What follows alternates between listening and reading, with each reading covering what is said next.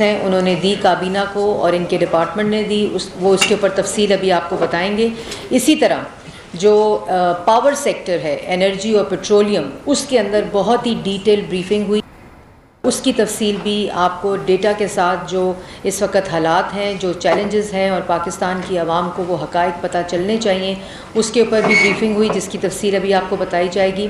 اس کے بعد جو بہت ایک اہم چیز ہے جو پاکستان کی عوام کو پتہ چلنا ضروری ہے، وہ کہ محمد شہباز شریف صاحب نے رمضان کے لیے جو 10 کلو آٹا کا تھیلا ہے وہ 550 سے 400 روپے کر دیا ہے اور اس کی کابینہ نے منظوری دی ہے، اور اس کے ساتھ ساتھ جو چینی ہے وہ بھی 75 روپے سے 70 روپے جو رمضان بازار اور یوٹیلیٹی سٹور ہے،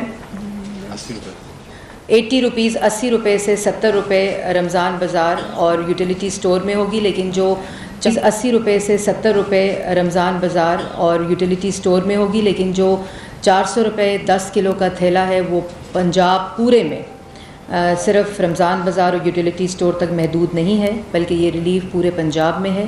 اس کے ساتھ ساتھ پنجاب کو یہ ہدایت دی ہے، ایک چیف سیکرٹری تمام صوبوں کے چیف سیکرٹریز کی میٹنگ میں، اور آج کابینہ نے اس کی اپروول دی ہے کہ جو گلگت بلتستان ہے، پنجاب یقینی بنائے کہ جو آٹے کی سپلائی ہے، چینی کی سپلائی ہے، وہاں بغیر کسی تعطل کے، بغیر کسی تاخیر کے ہو، اور اس کے ساتھ ساتھ جو فیڈرل گورنمنٹ ہے وہ بلوچستان کے لیے جتنی بھی سبسڈی اور یقینی بنانا سپلائی جو آٹے اور چینی ہے اس کو یقینی بنائے گی۔ تو یہ پاکستان کی عوام کے لیے ایک رمضان کے مہینے میں ایک ریلیف ہے، اور اس کی مانیٹرنگ جو ہے وہ چیف سیکرٹری صوبے تو کر ہی رہے ہیں، صوبے اپنی سطح کے اوپر، لیکن اس کی جو اوور آل مانیٹرنگ ہے وہ وزیر اعظم شہباز شریف صاحب خود کر رہے ہیں۔ اس کے ساتھ ساتھ انہوں نے ہدایت جاری کی ہے کہ صوبائی لیول پہ بھی اور فیڈرل لیول کے اوپر بھی مانیٹرنگ پرائس میکنزم کی کمیٹیز بن چکی ہیں، اور ان کی وہ ہر 2 دن کے بعد خود بریفنگ لیں گے، اور جو یہ ریلیف ہے اس کا پورا جو فائدہ ٹرانسفر ہوگا وہ پاکستان کی عوام کو جہاں یہ نہیں ڈائریکٹ سبسڈی کا ان کو فائدہ ہوگا، وہاں جو بھی لوگ اس میں ملوث ہوں گے ان کا پوری طرح ان کے خلاف کارروائی کی جائے گی، تاکہ اس کا زیادہ سے زیادہ فائدہ پاکستان کی عوام حاصل کر سکے۔ میں آپ کو باقی چیزوں کے اوپر تفصیل بتاؤں گی، اس سے پہلے میں مفتاح اسماعیل صاحب سے درخواست کروں گی کہ وہ معاشی صورتحال، معاشی چیلنجز اور پاور سیکٹر کے چیلنجز سے حقائق سے پاکستان کی عوام کو اور آپ کو آگاہ کریں۔ شکریہ پریس کلب میں تمام بھائیوں اور بہنوں کا، اور ہم یہاں پہ آتے رہتے تھے پریس کانفرنسز کرنے کے لیے اپوزیشن کے زمانے میں، مجھے بڑی خوشی ہوئی ہے کہ میری بہن مجھے آج پہلی بریفنگ پہ یہاں لے کر آئی ہے۔ یہ اتنی سی بات کر دوں جو چینی اور آٹے کی جو کنسیشنری ہے، یہ صوبے اس کو فنڈ کر رہے ہیں، تو جو پنجاب کی مریم بات کر رہی تھی وہ پنجاب حکومت پیسے دے رہی ہے۔ آزاد کشمیر کو بہرحال پنجاب حکومت کو شہباز شریف صاحب نے ہدایت کری کہ وہ گفٹ دے دیں آٹا اور چینی کا، تو وہ پنجاب حکومت دے گی۔ اور سندھ کے بھی چیف سیکرٹری کو ہم نے شہباز شریف صاحب نے ہدایت کری ہے کہ وہ بھی فل فور ایک اچھا سا پیکج دے دیں اور مزید اس کو بہتر کریں، اور اسی طرح یوٹیلیٹی سٹورز کارپوریشن کو بھی۔ اب میں آپ سے بات کر رہا ہوں کابینہ کی میٹنگ پہ، لیکن اس سے پہلے میں بھی ایک خط دکھانا چاہ رہا ہوں۔ یہ پروف کرتا ہے کہ عمران خان اور پی ٹی آئی نااہل ہیں اور بدعنوانی کرتے ہیں، یہ خط یہ پروف کرتا ہے۔ لیکن میں یہ چھپا کے نہیں دکھاؤں گا، میں آپ کو یہ سامنے دکھا رہا ہوں، اور میں آپ کو اب یہ خط اور یہ پورا پڑھ کے سناؤں گا، اور پھر اس کے بعد یہ یہاں پہ رکھا ہوگا، جس کو یہ کاپی چاہیے وہ دیکھ سکتا ہے۔ میں اس کو جیب میں ڈال کے گھر نہیں لے کے جاؤں گا، میں اس کو جیب میں ڈال کے گھر نہیں لے جاؤں گا، خالی صفحے کو، یہ پرنٹڈ بھی ہے، یہ اسٹیٹ سیکرٹ تو نہیں ہے، یہ سب یہ اسٹیٹ سیکرٹ نہیں ہے، لیکن یہ کہ یہ چیز آپ سے چھپائی گئی ہے۔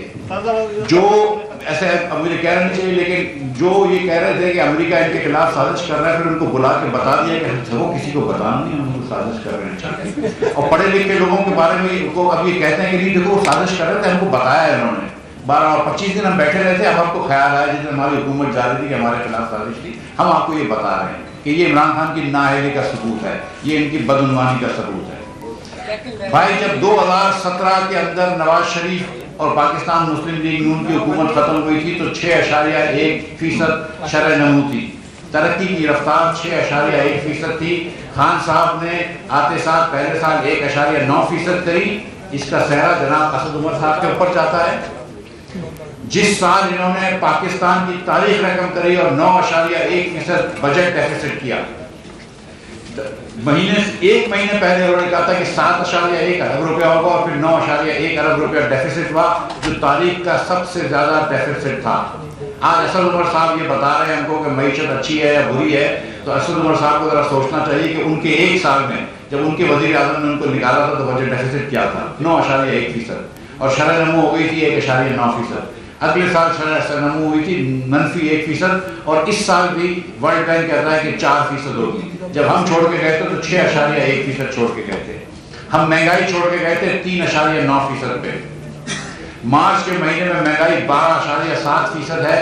سی پی آئی کنزیومر پرائس انڈیکس، اگر میں ایس پی آئی دیکھوں سینسٹیو پرائس انڈیکس، یہ 51 وہ چیزیں ہوتی ہیں جو اشیاء خرد و نوش ہوتی ہیں جو ہمارے لیے ضروری ہے زندہ رہنے کے لیے، اس میں اس وقت مہنگائی 17.3% ہے۔ اور پاکستان کی تاریخ کو آپ جا کے دیکھ لیں کہ ہمیشہ اربن ایریاز میں، شہری علاقوں میں تھوڑی سی کھانے پینے کی چیزیں مہنگی زیادہ ہوتی تھی بنسبت دیہی علاقوں میں۔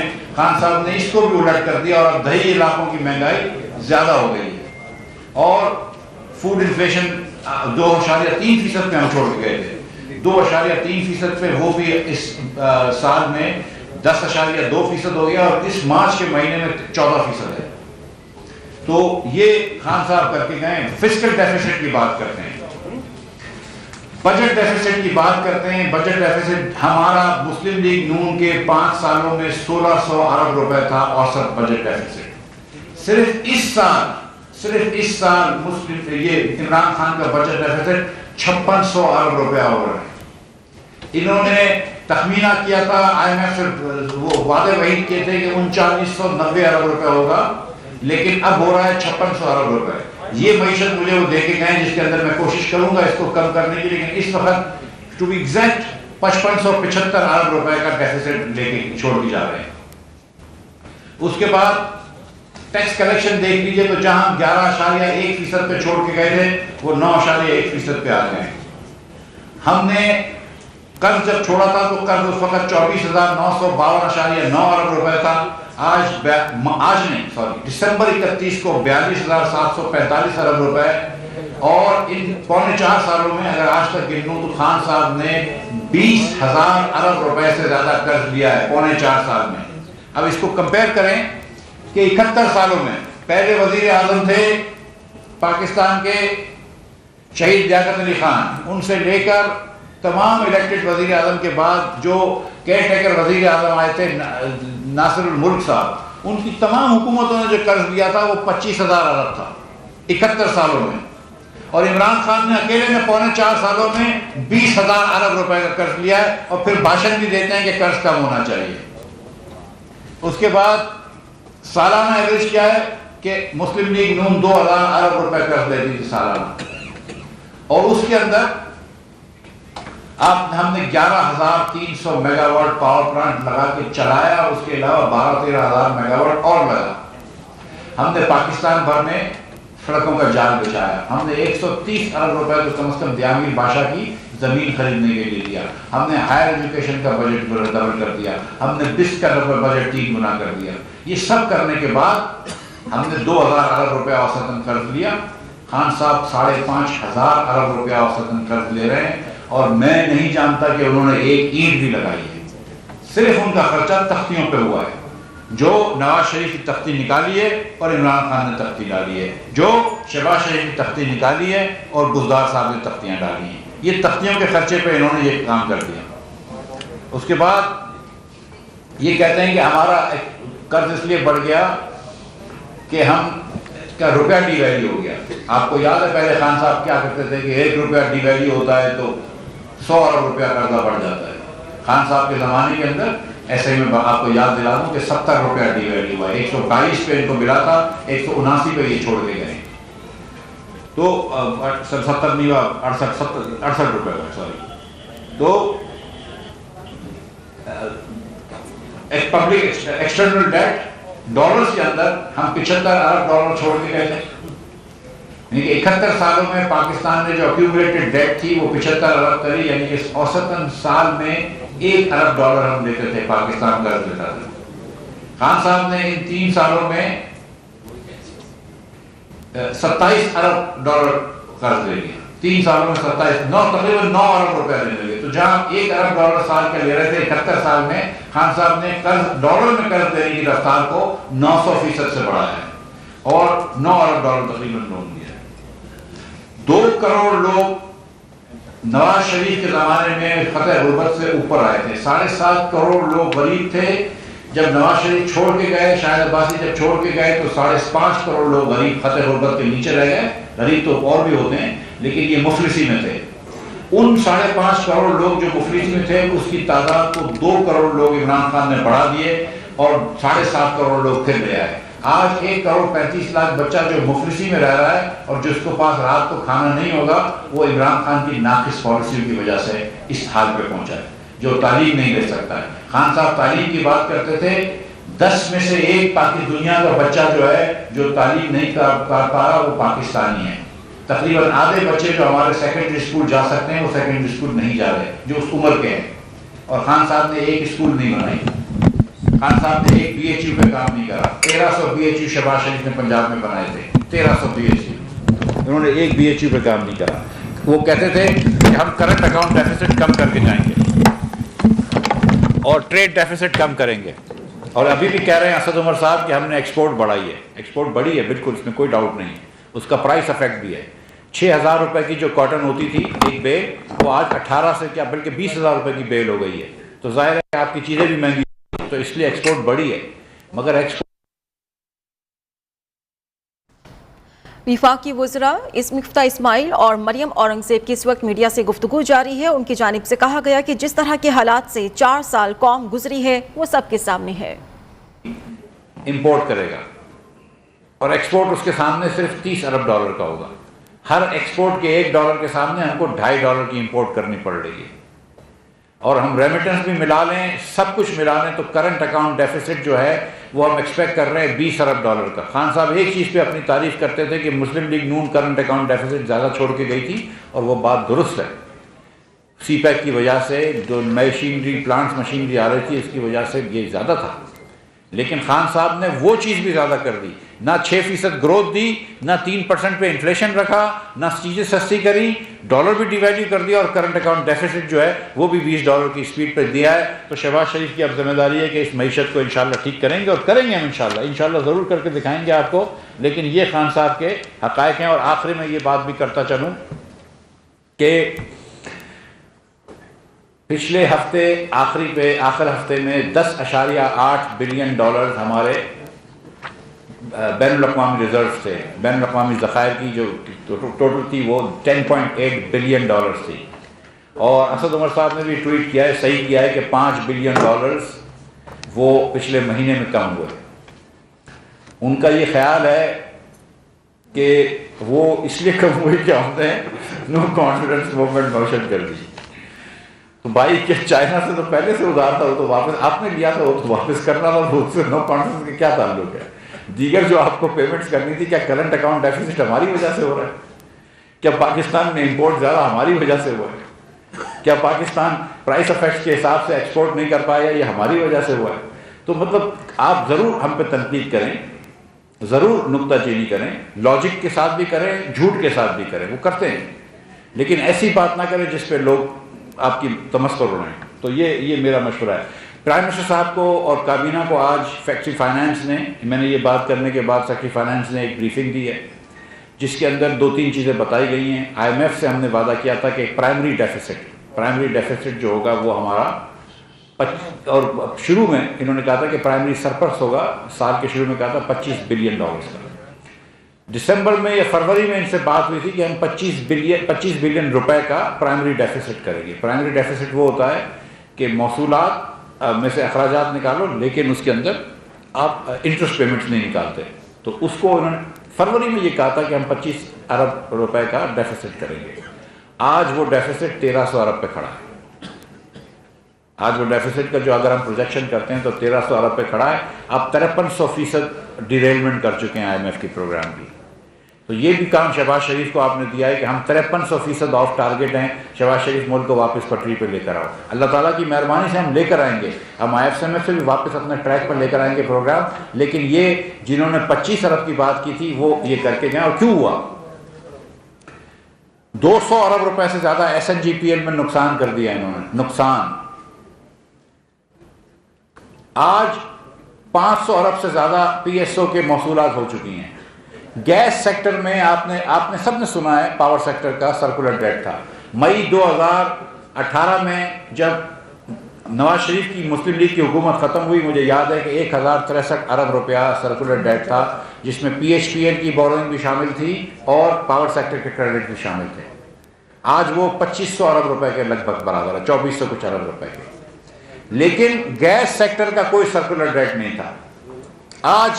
آج پریزنٹیشن میں بتایا گیا ہے شہباز شریف صاحب کو اور کابینہ کو کہ گیس سیکٹر میں 1.5 ٹریلین روپے یعنی کہ 1500 ارب روپے سے زیادہ کا گیس سیکٹر کے اندر بھی سرکولر ڈیٹ کھڑا کر دیا ہے. 200 سے زیادہ ارب روپیہ کا نقصان صرف SNGPL کر چکی ہے LNG غلط پرائس بیچنے پہ. LNG لے کر گیس بیچ دی ہے، سستی گیس، اور 200 ارب روپے کا نقصان کر چکی ہے. وہ بھی شاید ہم کو اس میں سے پیسے دینے پڑیں گے تاکہ SNGPL کو لکوڈ کر سکیں. ہمیں PSO کو بھی پیسے دینے پڑیں گے تاکہ وہ بھی لکوڈ رہے. جو انہوں نے یہ پیٹرول سستا کیا تھا، اور کوئی مہربانی نہیں ہوتی پیٹرول سستا کرنے میں. خان صاحب اپنی جیب سے نہیں دے رہے تھے، بنی گالا کے محلوں سے یہ پیسے نہیں آ رہے تھے، یہ ہمارے پیسے ہیں، ہمارے پیسے ہم اپنے آپ کو دے رہے ہوتے ہیں. رائٹ، حکومت پاکستان کے پیسے ہیں، پاکستانی عوام کے پیسے ہیں. بلکہ جو پیٹرول یوز کرتے ہیں وہ تھوڑے سے صاحب حیثیت زیادہ ہوتے ہیں بلکہ جو پیٹرول نہیں یوز کرتے اتنا. میں آپ کو مثال دیتا ہوں کہ میرے پاس ایک لینڈ کروزر کی گاڑی ہے، میں اس میں 80 لیٹر پیٹرول بھرواتا ہوں. جب 80 لیٹر پیٹرول بھرواتا ہوں تو اس کے اوپر اس وقت حکومت جو ہے وہ 1680 روپے مجھے سبسڈی دیتی ہے. مجھ کو 1680 روپے سبسڈی دیتی ہے. جو اوسطاً پاکستانی ہے اس کی تنخواہ 30 سے 40 ہزار روپے ہے. وہ 30 سے 40 ہزار روپے تنخواہ دار آدمی جو ہے وہ مفتاح اسماعیل کو 1680 روپے کی سبسڈی دے رہا ہے. یہ اس وقت حالت کری ہوئی ہے. 51 روپے 52 پیسے جو ہے اس وقت ڈیزل پہ نقصان ہے. 51 روپے 52 پیسے. تو جب ایک کمپنی اپنی ٹرانسپورٹ بھیجتی ہے کراچی سے اسلام آباد اور 1000 لیٹر استعمال ہوتا ہے تو اس کمپنی کو، اس فیکٹری کو، اس کارخانے کو 50,000 روپے کی سبسڈی پاکستانی اوسطاً بزنس مین، پاکستانی ایک انسان کر رہا ہے، اوسط انکم والا انسان کر رہا ہے. یہ خان صاحب گئے تھے ہمارے لیے بارودی سرنگ لگا کے. اس وقت جو سبسڈی کا انہوں نے پروگرام کیا اس میں 370 ارب روپے کا ایک نقصان آیا ہے گورنمنٹ آف پاکستان کو. یہ صرف جیب سے پیسے جانے ہیں. آئل پہ اور ڈیزل پہ اور پیٹرول پہ کچھ ٹیکسز ہوتے تھے، وہ ٹیکسز بھی آپ نے نہیں لیے اور آپ نے پھر جیب سے بھی دیا ہے. یہ نقصان جو ہے صرف جیب سے دینے کا. اپریل کے مہینے کا خان صاحب اناؤنس تو کر گئے تھے کہ ہم یہ قیمت سستی کر دیں گے. پرائم منسٹر ایک جنبش قلم سے اناؤنس کر سکتا ہے، لیکن نہ بجٹ میں پروویژن تھا، نہ ECC نے کیا اور نہ پیسے دیے. کل رات کو ECC نے اس کو الائی کیا ہے. آج صبح شہباز شریف کی لیڈ کابینہ نے اس کو الاؤ کیا ہے اور اگلے 2-3 دنوں میں ہم یہ پیسے دے دیں گے. تو وہ پیسے بھی ہم دے رہے ہیں جو خان صاحب اناؤنس کر کے گئے تھے. آپ کے ہی پیسے ہیں لیکن وہ ہم دے رہے ہیں، وہ ہمارے اس سے جائے گا کہ ہم نے خرچہ کیا. اور یہ خان صاحب کر کے چلے گئے تھے اور کابینہ سے اس کی کوئی منظوری بھی نہیں آئی تھی. کوئی منظوری کابینہ سے نہیں آئی تھی. بغیر سمری کے نہ فائنانس نے سمری موو کری تھی، نہ پیٹرولیم نے سمری موو کری تھی. خان صاحب نے یہ ایک جنبش قلم سے پیٹرول اور ڈیزل سستا کر دیا تاکہ آنے والی شہباز شریف کی حکومت کو مشکل ہو. اور اب یہ جو 42-43 ہزار روپے کی ڈیٹ چھوڑ کے جا رہے ہیں، جو 53,000 ارب روپے کی ڈیٹ پلس لائبلٹیز چھوڑ کے جا رہے ہیں، اس کی ڈیٹ سروس ریکوائرمنٹ ہم کرنی ہوگی، ہمیں کریں گے اور ہم کریں گے. اور ہم آ کے روئیں گے نہیں جس طرح خان صاحب کہتے تھے کہ پچھلی حکومت قرض لے کے چھوڑ کے چلیں گے. کیونکہ جتنا خان صاحب نے قرض چھوڑا ہے وہ تو سب پچھلی حکومتوں کا حساب برابر کر دیا. ایک پیسہ انہوں نے کبھی قرض کا واپس نہیں کیا، صرف قرض بڑھایا ہے. $1 انہوں نے واپس نہیں کیا، صرف ڈالر بڑھایا ہے. وہ کس کو واپس کرنا کہتے تھے یہ بھی بتا دوں کہ 22 مارچ کو $2 بلین چائنا کو ڈیو تھے. وہ چائنا کے پاس گئے، بولا اس کو ری رول کر دو، تو چائنا نے ری رول کر دیا. تو وہ چائنا کے ری رول کو بولتے ہیں دیکھو ہم نے 2 بلین واپس کیے. او بھائی تم نے کہاں واپس کیا؟ انہوں نے ری رول کر دیا ہے, انہوں نے آپ کے قرض کی لمٹ ایکسٹینڈ کر دی ہے. مگر وہ بس سچائی کا انہوں نے بہت عرصے پہلے ساتھ چھوڑ دیا ہے پی ٹی آئی والوں نے. جب کارکردگی ایسی ہو تو سچائی کا ساتھ چھوڑنا ہے. خان صاحب, پرائم منسٹر صاحب, آج پرائم منسٹر شہباز شریف صاحب کو پاور کی پریزنٹیشن بھی ہوئی ہے آئل کے ساتھ ساتھ تھوڑی سی. تو پاور پلانٹس کے اندر میں آپ کو بتا دوں کہ اس وقت 7,500 میگا واٹ پاور پلانٹس بند رکھے ہوئے ہیں. جو یہ کہتے ہیں کہ پاور پلانٹس وافر ہیں, اور سچ بات ہے کہ پاور پلانٹس اتنے ہیں کہ ہم اپنی ریکوائرمنٹ پوری کر سکتے ہیں, تو 7,500 میگا واٹ بند رکھیں. اس لیے ملک بھر میں لوڈ شیڈنگ ہو رہی ہے. دیہاتوں میں 8 گھنٹے کی لوڈ شیڈنگ سے شروع ہو گئی ہے. اور کیوں بند ہے یہ بھی بتا دوں. 5,500 میگا واٹ اس لیے بند ہیں کہ نہ ادھر فیول ہے, نہ ادھر کوئلہ ہے, نہ LNG ہے, نہ فرنس آئل ہے, نہ مینٹیننس, نہ اپنی 5,500 تو صرف پیسوں کی کمی سے, سرکولر ڈیٹ کی وجہ سے یا فیول کی کمی سے 5,000 میگا واٹ بڑھے ہوئے ہیں. اور 2,000 میگا واٹ اس لیے بند رکھے ہوئے ہیں کہ وہاں مینٹیننس نہیں ہوئی, وہاں مرمت نہیں ہوئی. اور یہ بات سب کو پتہ ہے کہ جب جنوری دسمبر میں بجلی کی کھپت کم ہوتی ہے تو اس وقت آپ پلانٹ مینٹیننس کر لیتے ہیں. یہ پلانٹس کے اندر مینٹیننس کرنا ضروری ہے, ہائی لیول پلانٹس ہوتے ہیں. تو آپ دسمبر جنوری کے اندر پلانٹس کی اینول ٹرن اراؤنڈ ہوتا ہے, اس کی آپ مینٹیننس کر لیتے ہیں. آپ گرمیوں کی شدت کے اندر مینٹیننس نہیں کرتے. یہ پلانٹ خراب بھی ہو گئے اور مینٹین بھی نہیں کرے کیونکہ ان کے پاس پیسے نہیں تھے مینٹین کرنے کے. یہ جی عقل بھی نہیں تھی. ہاں, یہ بات تو میں کیا آدمی بولے. میں آپ کو سچ بتاؤں کہ میں اکثر یہ سوچتا رہتا ہوں کہ یہ بدعنوان زیادہ حکومت تھی کہ نااہل زیادہ حکومت تھی. مجھے آج تک سمجھ میں نہیں آیا کہ ان کی نااہلی زیادہ تھی یا بدعنوانی زیادہ تھی, لیکن سلام ہے ان کی نااہلی پہ. میں آپ کو بتا رہا ہوں کہ یہ روزے میں اس سے زیادہ میں کچھ بولنا نہیں چاہ رہا ہوں, لیکن سلام ہے ان کی نااہلی پہ. مطلب جو آپ یہ دیکھیں, میں آپ کو یہ بھی پرائم منسٹر صاحب نے ایک انکوائری بھی دی ہے. آج ایک انکوائری کری ہے کہ یہ جو یوریا فرٹیلائزر اسمگل ہو گیا ہے, یہ کیوں اسمگل ہوا ہے. اب اس کے اندر میں آپ کو بتاؤں کہ 1 ملین ٹن تک کچھ ہم کو نمبر سمجھ میں نہیں آ رہا ہے. کم از کم 1,40,000 ٹن تو اسمگل ہو چکا ہے, لیکن ملین ٹنز تک نہیں سمجھ میں آ رہا ہے.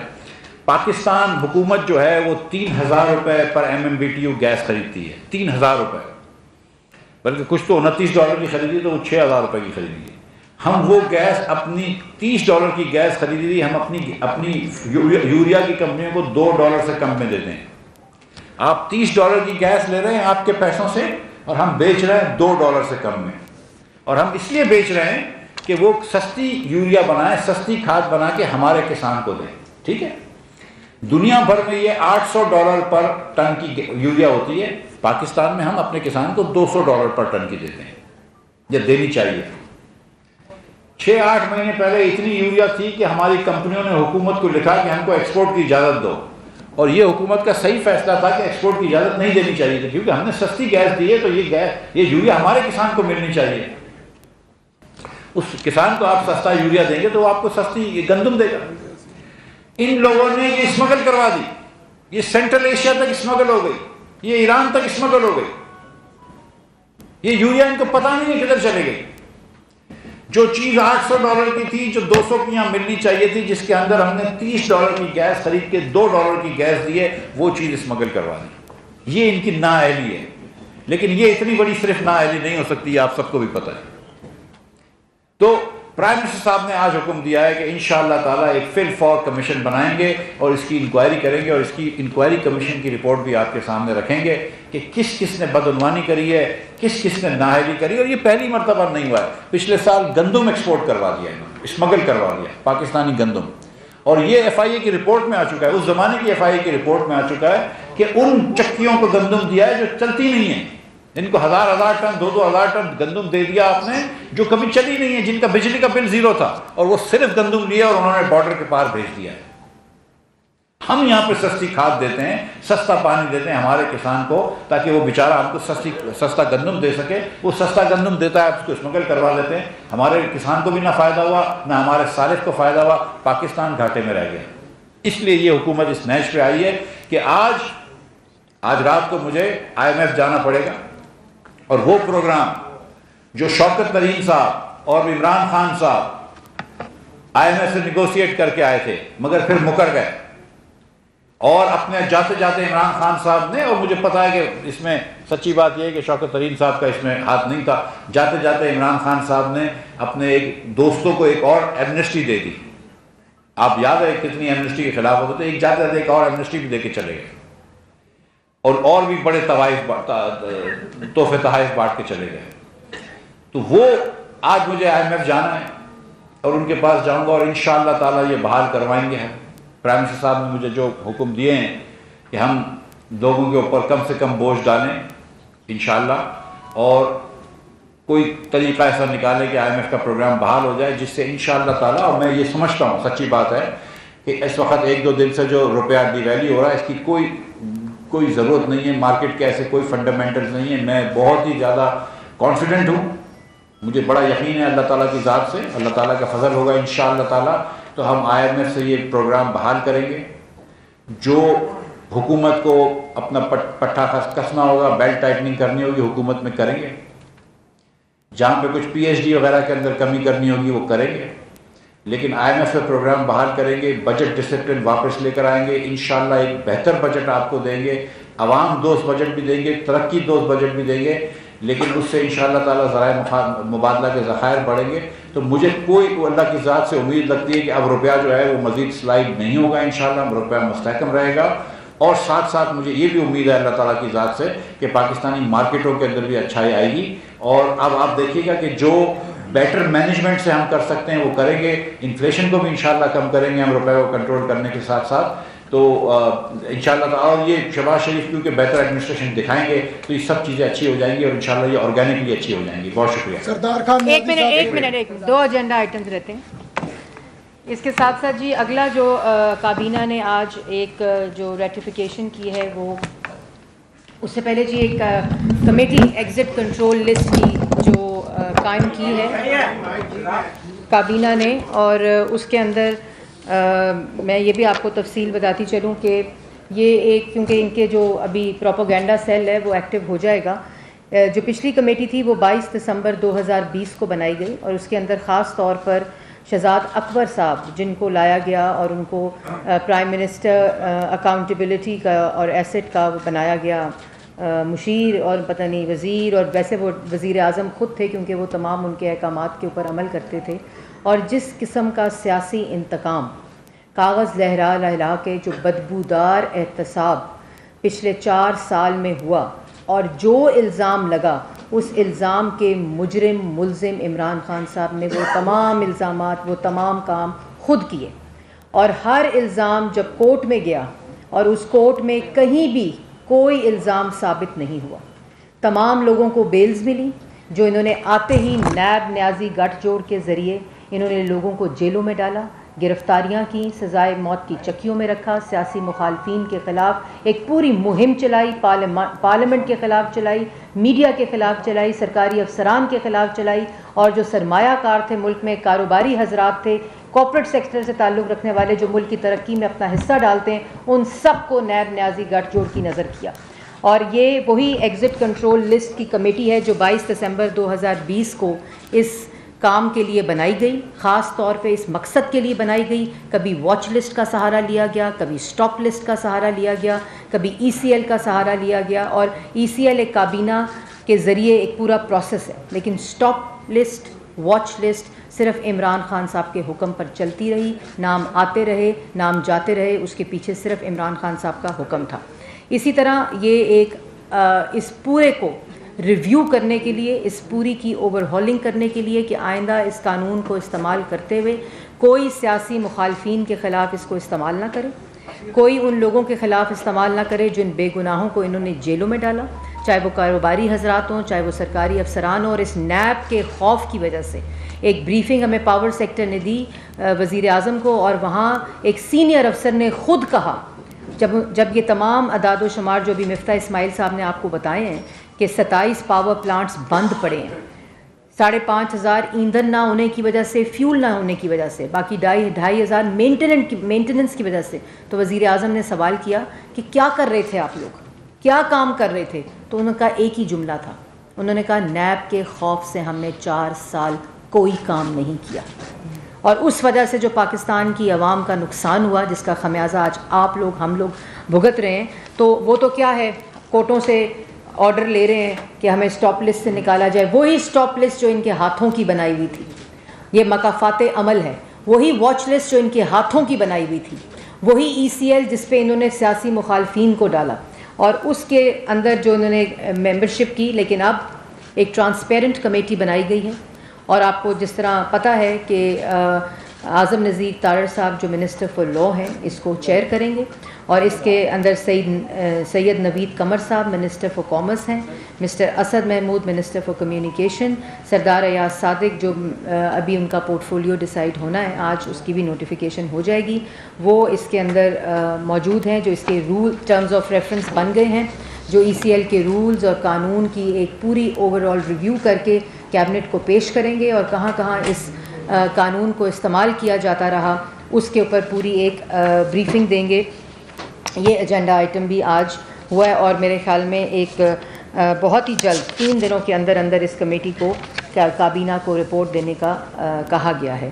اور ایک اور چیز جو ہے وہ پوسٹنگ ہے، appointment of director general FIA، جس طرح پہلے نیب کو استعمال کیا گیا، اس کے بعد ایسٹ ریکوری یونٹ کو استعمال کیا گیا، جب نیب کے اندر سے کچھ نئی چیز ملی، کوئی کسی قسم کی کوئی مس یوز آف اتھارٹی، جو یہ الزام لگاتے رہے، کرپشن کا الزام، جو کہ سارے الزام ان پر لگتے ہیں، اگر یہ ECL پہ نام آنا چاہیے، اسٹاپ لسٹ پہ آنا چاہیے، اور اگر واچ لسٹ پہ آنا چاہیے تو پوری کی پوری کابینہ جو پچھلی حکومت کی تھی آج ECL پہ ہونی چاہیے تھی، جو بریف کیس اٹھا کر کورٹوں سے آرڈر لے کر اپنی وطن واپسی کی تیاریاں کر رہے ہیں۔ تو اس میں اور اس کے بعد جب کچھ نہیں ملا تو FIA کو استعمال کیا، اور صرف شہباز شریف صاحب کے لیے اس پرسنل ذاتی انات کی وجہ سے، ذاتی ضد کی وجہ سے، ذاتی حسد کی وجہ سے عمران خان صاحب نے اداروں کو استعمال کیا، اور اسی طرح FIA کو۔ تو اس میں جو DG ڈائریکٹر جنرل کی پوسٹنگ ہے، اس میں محمد طاہر رائے صاحب کو اپوائنٹ کیا گیا ہے ڈائریکٹر جنرل FIA۔ تو یہ تھے تمام وہ نکات جو آج کی کابینہ کی بریفنگ کے تھے۔ آپ نے مفتاح اسماعیل صاحب سے اگر کوئی سوال کرنا ہے تو پہلے وہ کر لیں، میں آپ کے پاس یہیں رہوں گی تو میں بعد میں سوالوں کے جواب دوں گی۔ سردار کا نیازی صاحب، چیئرمین صاحب۔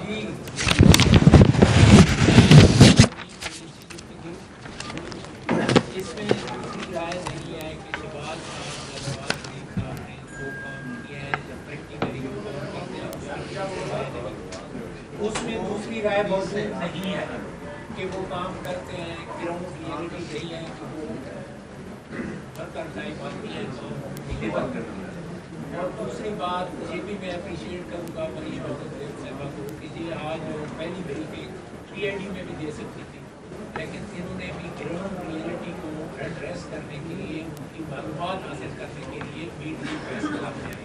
میں ان کو مبارکباد دیتا ہوں۔ پہلے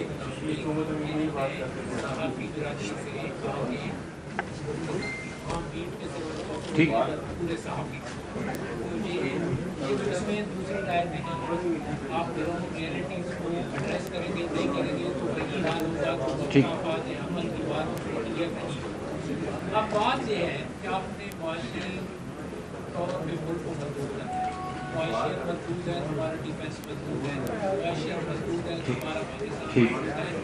آپ کی اسٹریٹجی کیا ہے کے حوالے سے، گیس کے حوالے سے کیا اسٹریٹجی ہے جس پہ آپ چل رہے ہیں معاشی زندگی؟ دیکھیں، بڑا یہ وہ حکومت ہے جو بار بار LNG خریدنا بھول جاتی تھی۔ یہ وہ حکومت ہے جو $30 پر LNG خرید رہی ہے، اور جو ہم نے لانگ ٹرم معاہدے کیے تھے تو وہ ان کو مہنگے لگتے تھے، جس کی وجہ سے آج پاکستان کی انرجی سیکٹر بچا ہوا ہے۔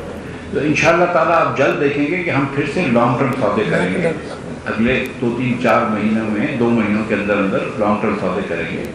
میری عوام، پاکستان کے عوام سے صرف اتنی گزارش ہے کہ ہم کو آپ 2-3-4 مہینے دے دیں، اور آپ 3 مہینوں کے اندر آپ دیکھیں گے کہ پاکستان میں بہتری آ جائے گی۔ آپ دیکھیں گے کہ انشاءاللہ تعالیٰ روپیہ بھی مستحکم ہو جائے گا، مہنگائی بھی انشاءاللہ کنٹرول میں آنا شروع ہو جائے گی، اور گیس اور بجلی کا جو وہ بحران ہے وہ کم ہو جائے گا انشاءاللہ۔ میں ایک چھوٹی سی بات عرض کر دوں کہ کل کورٹ سے مجھے پہلی مرتبہ رعایت ملی ہے۔ میں نے 3 سال سے ECL پہ ہوں، میں نے کبھی کورٹ پہ بھی نہیں گیا، نہ کبھی نیب کو میں نے لکھا ہے کہ مجھے ECL سے نکالو، نہ کبھی کورٹ پہ گیا ہوں کہ ECL سے نکالو۔ 3 سال بعد کل میں، کیونکہ یہ دورے پہ جانا تھا تو میں نے کہا تھا مجھے یہ سمجھ میں نہیں آ رہی کہ یہ PTI کے جو ہمارے دوست ہیں ان کو اتنے جلدی کیا ہے جانے کی، کچھ عرصے رہ جائیں، یہ ہمارے تو ملک ہے، مسئلہ کیا ہے؟ صدیق ساجد صاحب 1 منٹ، صدیق ساجد صاحب صاحب یہ فرمائیے گا، صاحب نے جو اپنی جو ایک تعداد و شمار پیش کی ہے، لگتا ہے کہ ابھی آپ نئے ہیں، شاید کنفیوز ہیں خود بھی کہ یہ جو پچھلے 3 ساڑھے 3 سال میں ہوا کوئی صورتحال آپ کی سمجھ میں نہیں آ رہی، تو پھر وہ جو 5.4 والا فگر یہ رپورٹ کرتے رہے آخری سال میں PTI والے، وہ انہوں نے کہاں سے دیا؟ کیونکہ آپ کے پاس بھی فگر ہے۔ 1 منٹ۔ اور دوسرا سوال یہ ہے کہ کیا آپ اس چیز کو، بڑا اہم سوال ہے کہ کیا آپ یہ پیٹرول اور ڈیزل کی جو قیمت ہے وہ بجٹ تک کہیں گے جب اس کو رکھیں گے؟ آج آپ نے کہا 62 روپے بھی پیٹرول پہ دے رہے ہیں اور 52 روپے جو آپ ڈیزل پہ دے رہے ہیں، کیا آپ یہ جو سبسڈی ہے عوام کے لیے اس کو بجٹ تک برقرار رکھیں گے یا اضافہ کریں گے؟ دیکھیے 52 روپے ڈیزل پہ سبسڈی ہے اور 21 روپے کچھ پیسے پیٹرول پر سبسڈی ہے۔ اس کا جو میں نے آپ کو بتایا اس اپریل کے مہینے میں یہ خرچہ جو ہے وہ 68 ارب روپے کا ہوا ہے جو کل ہم نے اپروو کیا ہے۔ اوگرا کے تخمینہ ہے کہ مئی اور جون کے مہینے میں یہ 96 ارب روپے کا خرچہ ہے۔ یہ پاکستان کی جو سویلین حکومت چلانے کا خرچہ ہے نا اس سے ڈبل ہے 96 ارب روپے کا خرچہ۔ تو یہ ہم سسٹین نہیں کر سکیں گے، اس میں پرائم منسٹر صاحب کو فیصلہ کرنا ہوگا، لیکن پہلے میں جا کے ذرا سا IMF سے مل کر آؤں، اس کے بعد بات کروں گا۔ سر کنفیوژن کوئی بھی نہیں ہے میرے ذہن کے اندر، اللہ تعالیٰ کی مہربانی سے نمبر جو ہے اس کو تھوڑا بہت میں جانتا ہوں، صرف یہ ہے کہ جو میں نمبر دے رہا ہوتا ہوں وہ سچ ہوتے ہیں۔ یاسر ملک دنیا سے اسماعیل صاحب یہ بتائیے گا کہ باری باری کر لیں پرائم منسٹر کو حلف اٹھائے ہوئے پہلے دن ایک جو ہے ایک اہم اجلاس ہوا معاشی ٹیم کا، اس میں یہ کہا گیا کہ رمضان سستے بازار لگائے جائیں، ان میں اشیاء جو ہیں ان کی قیمتوں میں کمی کی جائے۔ ابھی 5 روپے کمی کی آپ بات کر رہے ہیں کہ آج بھی انہوں نے کہا ہے کہ 5 روپے چینی میں کم کی جائے، ابھی بھی 85 روپے کی چینی مل رہی ہے۔ 550 والا تھیلا جو ہے وہ آپ 20 کلو کا کہہ رہے ہیں 400 کا دیں گے، وہ ابھی بھی مارکیٹ میں 550 ہے، تو یہ کیسے قیمتیں کم کریں گے؟ کل جو PM صاحب نے ایک اور میٹنگ دی ہے جس میں تمام چیف سیکرٹری صاحبان بھی شامل تھے، وزیر انڈسٹریز بھی شامل تھے، طارق بشیر چیمہ صاحب مودون صاحب شامل تھے، انڈسٹریز کے وزیر طارق چیمہ صاحب، ہمارے فوڈ سیکیورٹی کے وزیر تھے احسن اقبال صاحب تھے، میڈم مریم تھی، میں بھی تھا ان میں۔ تو کل جو ہم نے ہدایت دی ہے یوٹیلیٹی اسٹورز کارپوریشن کو کہ آپ آٹا بھی سستا کریں۔ دیکھیں اب رمضان کے اندر ہم نے رمضان میں قیمت کم کرنی ہے۔ آپ یہ انڈرسٹینڈ کہ ہم کو آنے کے بعد عموماً جیسے کہ جب ہم 13 میں الیکشن جیتے تھے تو ہم 12 مئی کو الیکشن جیتے تھے، 5 جون کو حکومت بنی تھی، تو ہمارے پاس تو 17-20 دن تھے جس میں ہم پریپریشن کر سکے۔ یہ ہم کو اچانک مطلب ہم آئیں اور ہم کو دوسرے دن سے ہی کرنا پڑا ہے، تو ہم نے کل مزید ہدایت دی ہے کہ وہ جو 85 روپے کی یوٹیلیٹی اسٹور کی چینی تھی اس کو 70 روپے کا بیچیں، تو یہ 70 روپے کا ہو جائے گا۔ انہوں نے وعدہ کیا ہے کہ آج سے شروع کر دیں گے، اگر آج نہیں ہوگا تو کل سے شروع کر دیں گے۔ آپ یہ دیکھیں کہ پرائم منسٹر صاحب یہ جو ایئرپورٹ تک کی اورنج لائن تھی، یہ روڈ بنا ہوا تھا، یہ ہمارے پیسوں کا روڈ بنا ہوا تھا، یہ اربوں روپے کا روڈ بنا ہوا تھا، آپ اس کو استعمال نہیں کر رہے۔ تو 1-2-3 دن کے اندر آپ نے پینٹ کروا کے آپ نے بسیں لی اور آپ نے پینٹ کروا دی، ابھی تک اس کی بسیں نکلی نہیں ہیں چائنا سے جو آنی ہیں، یہ تو ہم نے یہاں وہاں سے بسیں لی ہیں دوسرے ٹرانسپورٹ اتھارٹی سے پنجاب سے، اور آپ نے بسیں چلوا دی۔ تو یہ پرائم منسٹر کام تو کرتے ہیں۔ ہم نے آٹا بھی پنجاب حکومت جو ہے اس کو کل ہم نے انسٹرکشنز دیے ہیں کہ نہیں آپ 45 روپے کا 10 کلو کا نہیں بیچیں گے، 400 روپے کا بیچیں گے، اور وہ 50 سے شروع ہوا تھا، ہم نے ان کو بھی کم کیا ہے۔ تو ہم ہر جگہ پر پرائسز کم کر رہے ہیں۔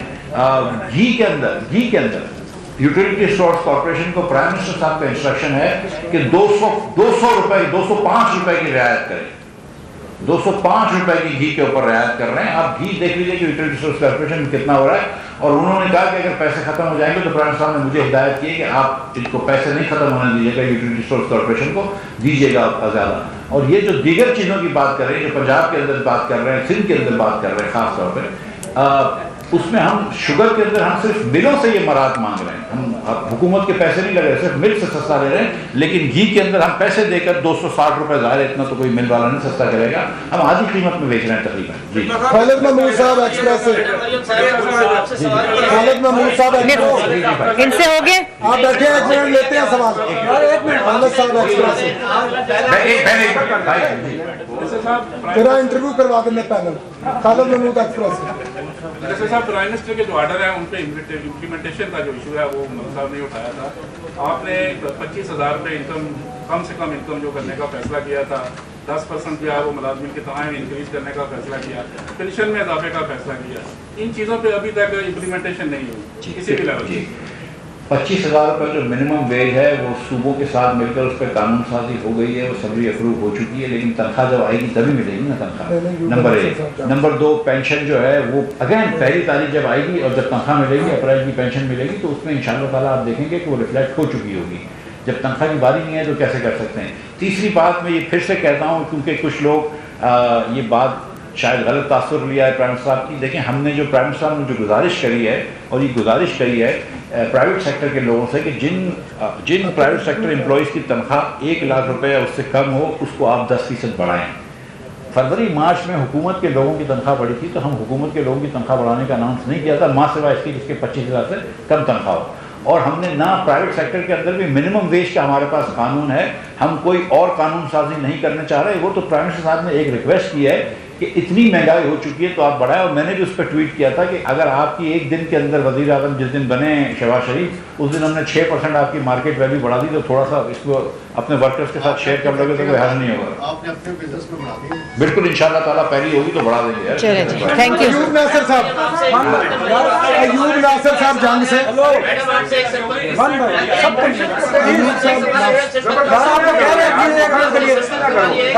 सीनियर है आपसे बड़े, आपसे इसके बाद आपके पास बड़े आप मईशत को अब अपना तारा भी करा दें। IMF के अलावा किस पर इंसार कर रहे हैं?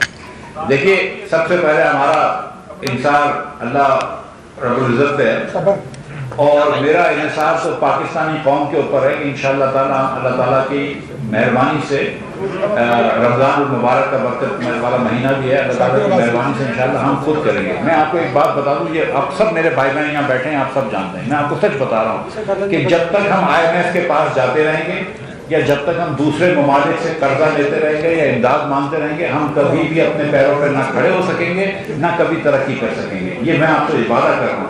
आप दुनिया के हर मुल्क को देख लें, मलेशिया को देख लें, चीन को देख लें, जापान को देख लें, जिस मुल्क को देख लें, दूसरी जंग अज़ीम के बाद चीन, जापान, ये भी गरीब मुल्क है, कोरिया, ये IMF से हट के गए, खुद कफील हुए हैं, खुद अपने पैरों पर खड़े रहे, खुद ही